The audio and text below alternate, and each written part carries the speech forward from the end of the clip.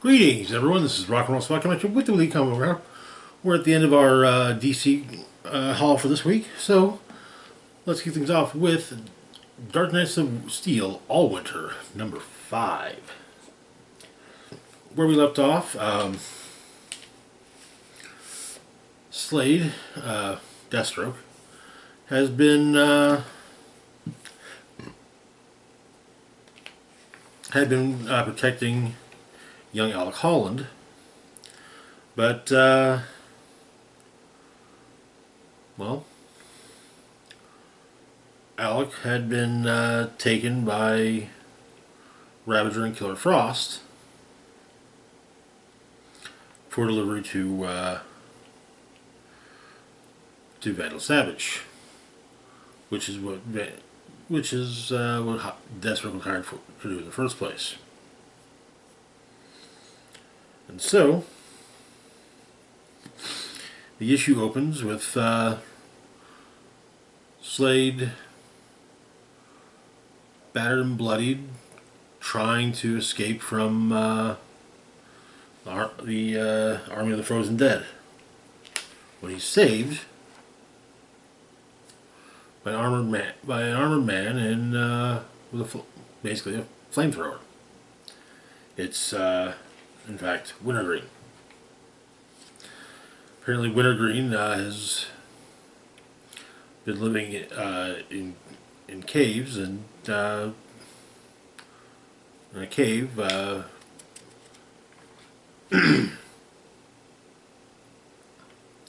Apparently, Adeline, for a time,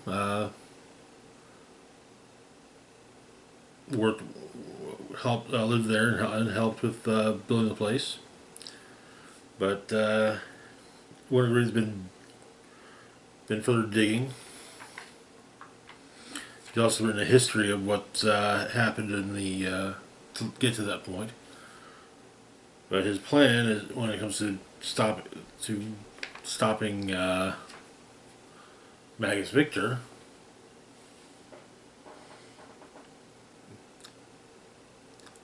is to go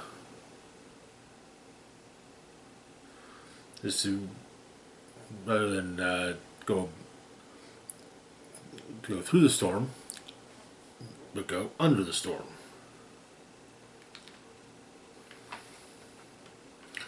But Killer Frost and Ravager are stranded in the storm. So they can't. Well, Frost says that their job's done. They've got Alec. Rose says the job's not done. The job is to get Alec to Vandal Savage, and well, he's not. Alec isn't there yet, so.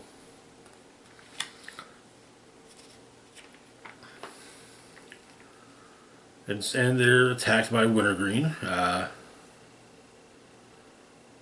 who rescues to effect Alec's rescue.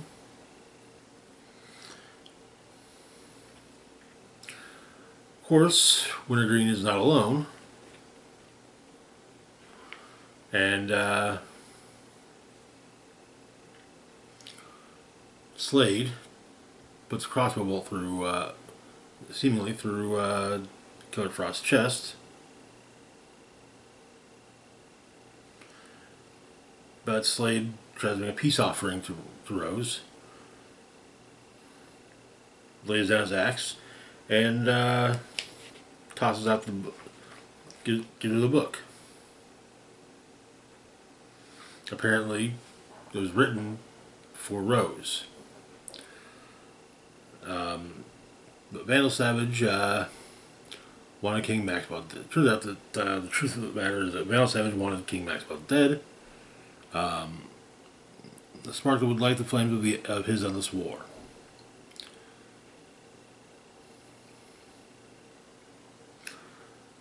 Slade and Wintergreen were sellswords, but Queen Nora was not supposed to be there that day.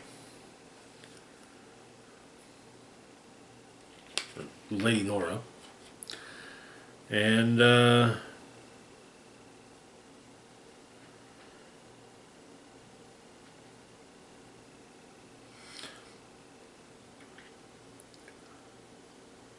she moved and in an inch and a mile at the range that Slade was fired the crossbow at.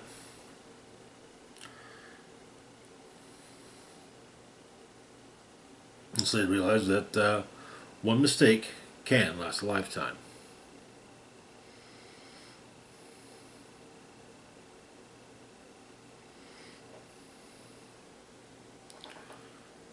And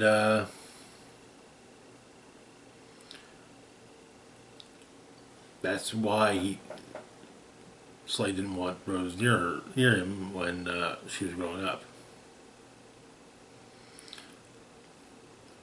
Slade declares himself a villain. Wintergreen states that if they're speaking truth, they all are. Alec agrees and states that some days even villains get a chance to be heroes. And that is where the primary story ends, with Slade, Rose, and Wintergreen agreeing to work together to stop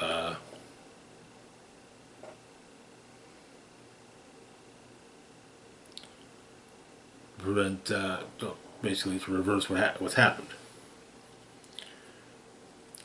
And in the backup story, Heir to the Sea, King Shark is being held captive by the Kents. Amanda Waller doesn't approve of their desertion, but she owes them. So, and Gordon offers his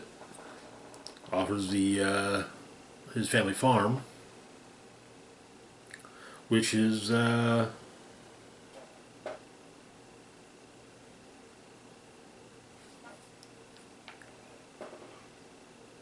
on a large saltwater lake, so he's suitable for the lobster and Arthur. And Arthur got a look inside King Shark's mind and saw Black Manta. But we see a montage of Arthur learning to fight, learning to swim, and eventually leaving to retake his kingdom. And that is where the issue ends. Good issue, good issue. Let's see how. First off, that's also the end of the Heir to the Sea story. So, with the issue saying that Arthur will return in Dark Knights of Steel in 2025. So one has to wonder, what's the next backup going to be? But it's nice. It's good to see that in some realities there's some shred of good and decency in Slade Wilson. But anyways, moving on though to our next book, we've got Batman Full Moon #2. Where we left off, a man by the name of Christian Talbot, the werewolf, killed a bunch of Wayne pharmaceutical scientists. They were attempting to help him find they were attempting to find, potentially speaking, a cure for his lycanthropy. But yeah, the full moon, and well, Batman went on the hunt and got bitten. So the issue opens. Apparently, Dr. Langstrom John Constantine and Alfred are trying to figure out what to do about Briz's condition. Zatanna is also attempting a more mystical solution.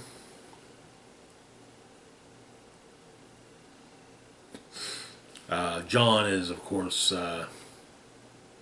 John Constantine is, of course, being his usual asshole self. But Talbot is apologetic for what he did as his wolf form, having smashed up a church in that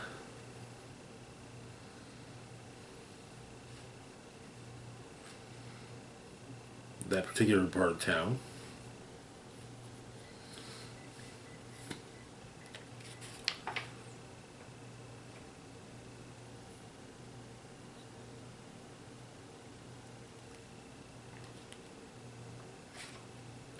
But Zatanna attempts to basically remove Batman, the lycanthropy infection from Batman's soul. That doesn't work.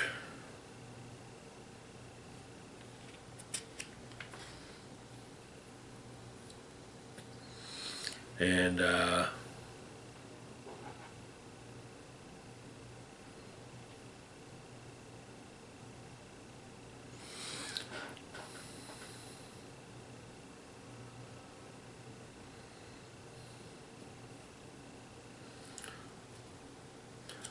Commissioner Gordon meets with the sister who runs the church.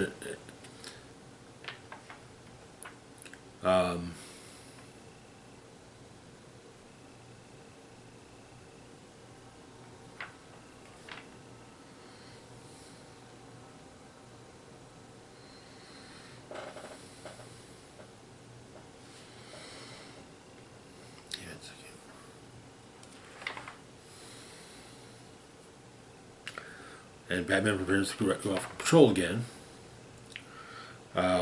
Christian is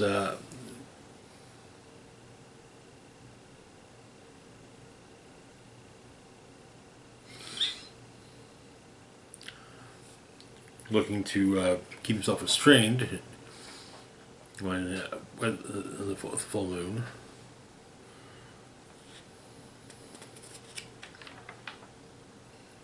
Batman is headed towards him. However, the change happens. Batman turns into a werewolf, as does Christian.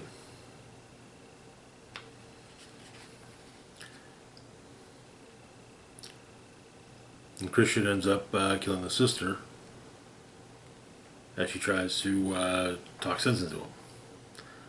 Also, Batman smashes up the top of the Batmobile, changing into Batwolf. The issue ends with the two, with Christian and Batman's paths intersecting. That's going to make for an interesting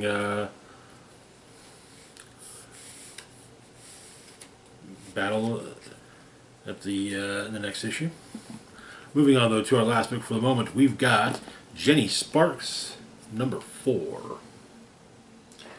Where we left off, Captain Atom had destroyed the Justice League. His attempt to prove that he's a god. Much like the other issues of the series, the issue jumps back and forth plot-wise between a significant event of the last 24 years, as well as Captain Atom's attempts at being acknowledged as a god. Our past event is in the night that Osama bin Laden was killed.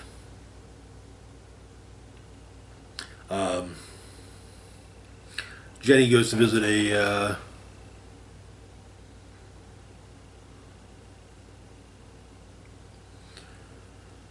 the CEO of Atlantic Bank and Trust in New York, and promptly takes him to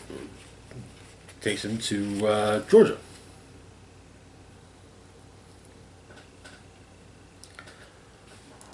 To a house that his bank foreclosed upon recently. Apparently, he bribed and his way into, he helps to grease the wheels of deregulation, of banking deregulation, which led to the 2011 financial crisis. Probably one of the greatest. Most like I would probably say at least the greatest financial crisis of at least a few generations.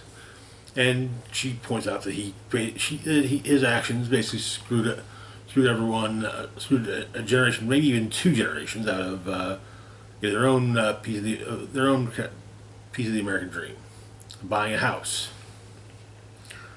But in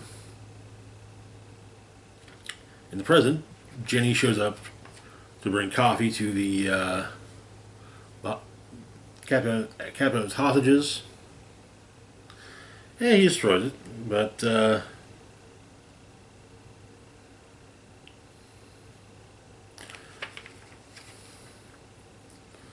she says she's ready. Okay, she's ready to admit he's God,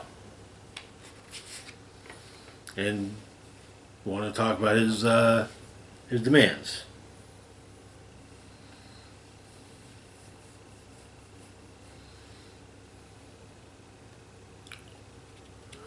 Apparently, there's room for negotiation on the ham sandwich, and also bringing back his family there's room for negotiation on as well, because as Captain Adams says, once you're God, acknowledged and worshipped, doesn't matter.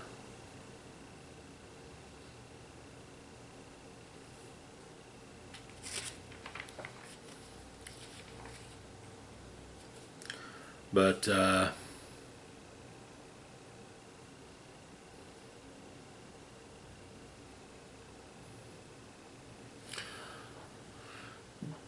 meanwhile, back with the bank CEO, he at least has a redeeming quality. Jane decides he had a lighter when she didn't, so.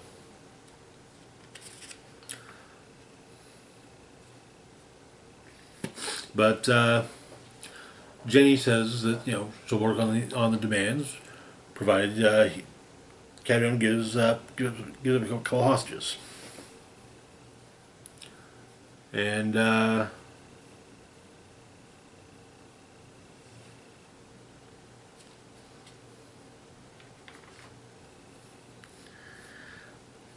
eventually he gets her down to just one hostage. We also get a full explanation of how exactly the bank CEO contributed to the financial crisis, all because he wanted to fly private rather than slumming it in first.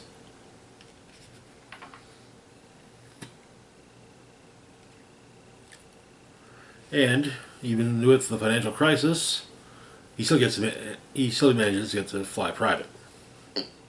Doesn't have to slum it in first class. I'll say this: I actually flown first class once. It was nice. I mean, I was a teenager, but it was nice. The chairs are comfy. But to the present, Jenny explains that she was born on January 1st, 1900, died on December 31st, 1999. In between, she saw genocides, plagues, wars, a world struggling to define itself as civilized only to unleashed the greatest savagery anyone has ever contemplated.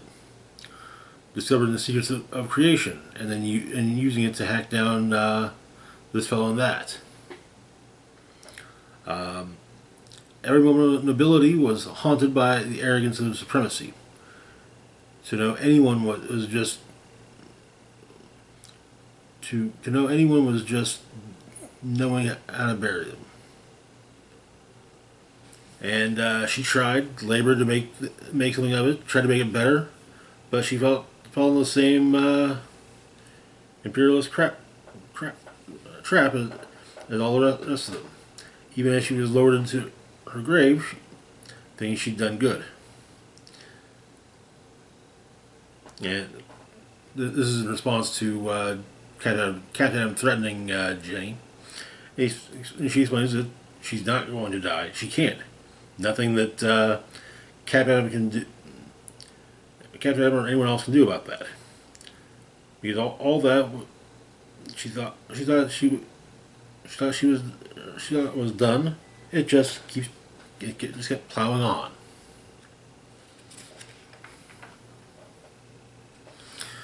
And she explains, and she adds, by saying she's the 20th century and she's not going anywhere. Back with the CEO, Jenny's managed to get the former owner of the house, who was foreclosed upon, to the house to kill the CEO. And when she does it without hesitation, Jenny's kind of taken aback. Kind of feels like kind of a, maybe Jenny's brand of superhero justice isn't actually just.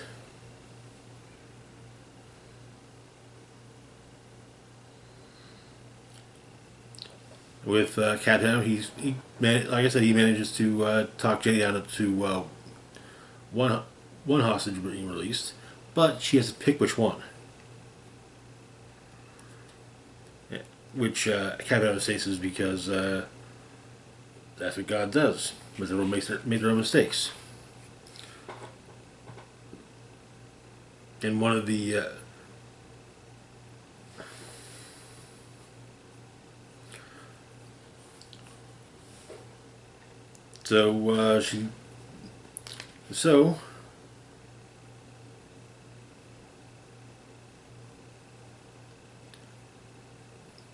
she decides upon the doctor.